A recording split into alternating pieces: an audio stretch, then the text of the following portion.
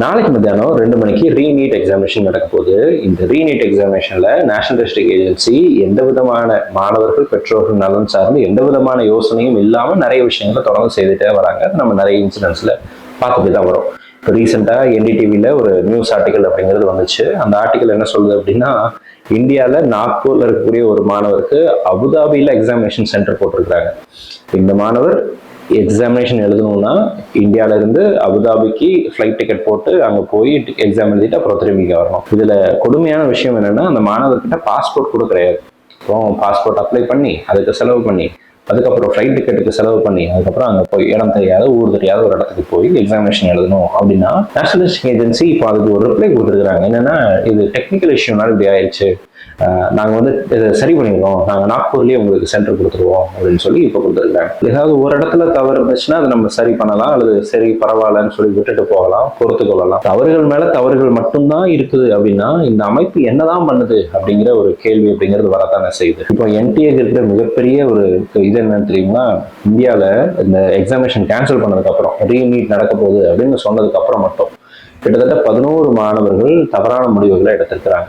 இந்த 11 மாணவர்களுடைய வாழ்க்கைக்கு அவங்க குடும்பத்தினுடைய கண்ணீருக்கு யார் பதில் சொல்லுவான்னு கேட்டா, இல்லை யார் பதில் சொல்லணும்னு கேட்டா நேஷனல் டெஸ்டிங் ஏஜென்சி தான் இதுக்கு தார்மீக பொறுப்பு இருக்கும். இந்த நேரத்தில் பெற்றோர்களுக்கு ஒரே ஒரு கோரிக்கையை வைக்கணுங்கிறதுக்காக இந்த முழு வீடியோவும் நம்ம மேக் பண்றோம்.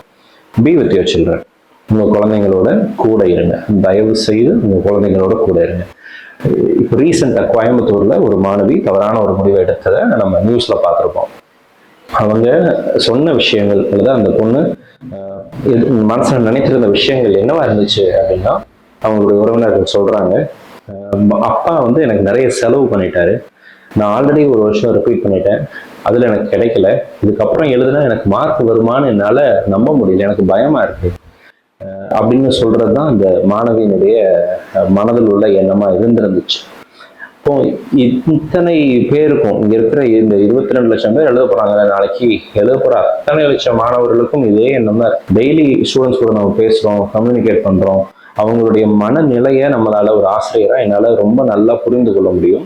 நல்ல பெர்ஃபார்ம் பண்ற சில ஸ்டூடெண்ட்ஸ் கூட இந்த இடத்துல கொஞ்சம் ஸ்ட்ரகிள் ஆகிறத, ரீநீட்னு வரும்போது கொஞ்சம் ஸ்ட்ரகிள் ஆகிறத பார்க்கிறோம். அப்ப நாளைக்கு நடக்கிற 3 மணி நேர தேர்வு அவங்களுடைய 1 வருஷ உழைப்பு அல்லது 2 வருஷ உழைப்பினுடைய வெளிப்பாடா இருக்கும்னு சொல்லி என்னால கண்டிப்பா அதை நம்ம அக்செப்ட் பண்ணவே முடியாது, என்னால ஏற்றுக்கொள்ள முடியாது.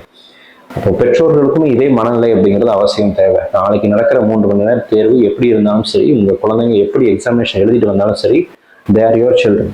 அவங்க உங்க குழந்தைங்க. ஸோ உங்க குழந்தைங்களோட கூட இருங்க. அண்ட் அந்த குழந்தைங்க ஒரு வேளை இன்னைக்கு எக்ஸாமினேஷன் போறதுக்கு முன்னாடி அவங்க கிட்ட நீங்க சொல்ல வேண்டிய ஒரே ஒரு விஷயம், எக்ஸாமினேஷன் மார்க்கை விட யூ ஆர் இம்பார்ட்டன்ட் அப்படிங்கிறத அவங்களுக்கு புரிய வைங்க. இந்த நீட் ஸ்கோரோ அல்லது எம்பிபிஎஸ் அப்படிங்கிற அந்த ஒரு சீட்டோ, இந்த மெடிக்கல் கோர்ஸ் அப்படிங்கிற இந்த எம்பிபிஎஸ் மட்டும்தான் வாழ்க்கை அப்படிங்கிறது கிடையாது. Your life is much more important than your dream. உங்களுடைய ஆசைகளை விட உங்க லைஃப் வந்து ரொம்ப ரொம்ப ரொம்ப ரொம்ப வேல்யூபிளான விஷயம். இதை குழந்தைங்களுக்கு புரிய வைங்க. உங்க லைஃப்ல நீங்க நல்லா இருக்கணுங்கிறதுக்காக தான் உங்க பேரண்ட்ஸ் உங்களுக்கு செலவு பண்றாங்க. நீங்க உங்க லைஃப்ல நல்ல ஒரு வாழ்க்கை வாழணுங்கிறதுக்காக தான் உங்களை கஷ்டப்பட்டு படிக்க வைக்கிறாங்க, செலவு பண்றாங்க, எல்லா விஷயங்களும் பண்றாங்க. அண்டர்ஸ்டாண்ட் பண்ணிக்கோங்க. அதை ஸ்டூடெண்ட்ஸுமே நீங்க அதை அண்டர்ஸ்டாண்ட் பண்ணிக்கணும். எல்லா பசங்களுக்கும் இருக்கிற ஒரு பெரிய பயம் என்ன தெரியுங்களா, எக்ஸாமினேஷன்ல ஒருவேளை மார்க் வரலன்னா என் அம்மா அப்பாவை, என் ரிலேட்டிவ்ஸை நான் எப்படி ஃபேஸ் பண்றது? இந்த கேள்வி கிட்டத்தட்ட எல்லா மாணவர்களுக்குமே மனசுல இருந்துட்டு தான் இருக்கு. நாளைக்கு இங்க இருந்து எக்ஸாம் முடிச்சுட்டு நான் வீட்டுக்கு போகும்போது என்னுடைய அம்மா அப்பாவை நான் எப்படி ஃபேஸ் பண்ணுவேன்? எனக்கு மார்க் கம்மியாயிடுச்சுன்னா நான் அதை எப்படி சொல்லுவேன்? நல்ல மார்க் வந்துடணும்னு தான் எல்லாத்துக்கும் ஆசை. பட் எல்லாராலையும் நல்ல மதிப்பெண்கள் எடுக்க முடியறது இல்லை. ஒரு சிலர் அவங்களுடைய அந்த 3 மணி நேரத்துல அவங்களுடைய வெளிப்பாடின் அடிப்படையில் மார்க்குங்கிறது பிளஸ் ஆர் மைனஸ் இருக்கத்தான் செய்யுது. நல்ல மதிப்பெண்கள் வாங்கினவங்களுமே லாஸ்ட் டைம் வாங்கினதை விட அதிகமாக எடுத்துட முடியுமா? இந்த பயம் இருக்கு. இப்போ இந்த பயத்தை எல்லாம் ஆஸ் அ பேரண்ட் நீங்க தான் சரி பண்ண முடியும். ஆஸ் அ பேரண்ட், ஒரு அம்மாவா ஒரு அப்பாவா உங்க குழந்தைங்களோட தயவு செய்து நேரம் செலவு பண்ணுங்க. இன்னைக்கு பி வித் தம் அண்ட் அவங்கள கன்சோல் பண்ணுங்க. நாளைக்கு எக்ஸாமினேஷன் எப்படி இருந்தாலும் யூ ஆர் இம்பார்ட்டன்ட் அப்படிங்கிறத அவங்களுக்கு புரிய வச்சிருங்க.